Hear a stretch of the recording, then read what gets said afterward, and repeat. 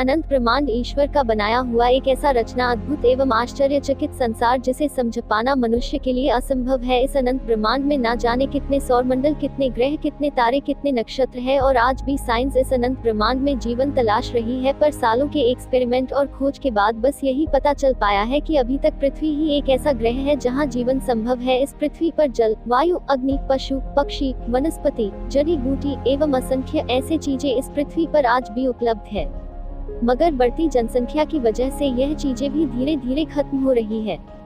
क्या होगा इस धरती पर अगर मनुष्य ऐसे ही बढ़ता रहा तो? कहने का मतलब है जनसंख्या विस्फोट एक ऐसा विस्फोट है जो ईश्वर के बनाए हुए इस धरती का विनाश करके ही रहेगा। जनसंख्या बढ़ने के कारण वन्य प्राणी लुप्त हो रहे हैं, धीरे धीरे प्रदूषण फैल रहा है और समय के साथ साथ आपराधिक घटनाएं भी बढ़ रही है। तेजी से महंगाई, गरीबी, बेरोजगारी, भुखमरी चरम सीमा पर है। 1947 में भारत की जनसंख्या 38 करोड़ था और आज भारत की जनसंख्या 138 करोड़ को भी पार कर चुकी है। धरती पर पीने योग्य पानी 2% ही रही है। स्कूलों में बच्चों की शिक्षा पर भी असर पड़ रहा है। अस्पतालों में भी मरीजों की संख्या दिन प्रतिदिन बढ़ रही है। बढ़ती जनसंख्या के वजह से रोजगार न मिलने के कारण हमारी युवा पीढ़ी नशे जैसे चीजों को भी अपना रहे हैं। चंद पैसों के लिए युवा पीढ़ी अपने परिवार के साथ साथ औरों के बच्चों को भी नशे के समुद्र में डूबा रहे हैं। बढ़ती जनसंख्या की वजह से साइबर अपराध में बढ़ोतरी देखने को मिल रही है। आखिर ऐसा क्यों हो रहा है?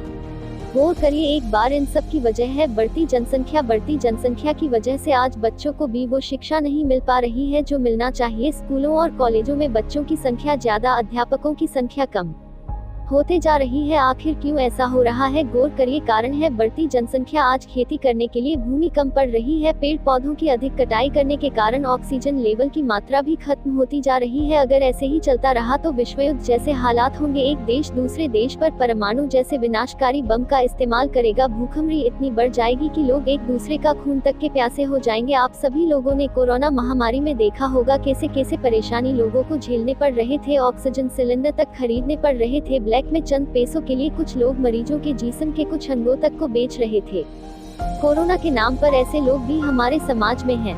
अगर ऐसा ही होता रहा तो सोचिए 2035 तक भारत की क्या दशा होगी। दोस्तों, the Rajendra Vishal Negi show का मात्र एक लक्ष्य है, हम सबको साथ मिलकर जल्द से जल्द टू चाइल्ड पॉलिसी कानून लागू करना चाहिए। यही एक ऐसा हथियार है जो बढ़ती जनसंख्या पर नियंत्रण कर सकता है और यही हम सबका मौलिक कर्तव्य भी है। अगर हम सब साथ मिलकर इसका पालन करते हैं तो ईश्वर के बनाए हुए इस पृथ्वी को हम बचा सकते हैं विनाश होने से। इसलिए the Rajendra Vishal Negi show परिवार और जनसंख्या समाधान फाउंडेशन के साथ मिलकर जनसंख्या कानून लाने में हम सबका सहयोग करें। और इन्हीं शब्दों के साथ में तमन्ना नेगी नेक्स्ट किसी एक और विषय पर चर्चा करूंगी। तब तक के लिए सावधान रहें, सुरक्षित रहें और हमारा channel the Rajendra Vishal Negi show को सब्सक्राइब करें। नोटिफिकेशन के लिए बेल आइकन को प्रेस करें। हमारा प्रयास भय भ्रष्टाचार मुक्त समाज बनाना है। जय हिंद, जय हिमाचल, अखंड।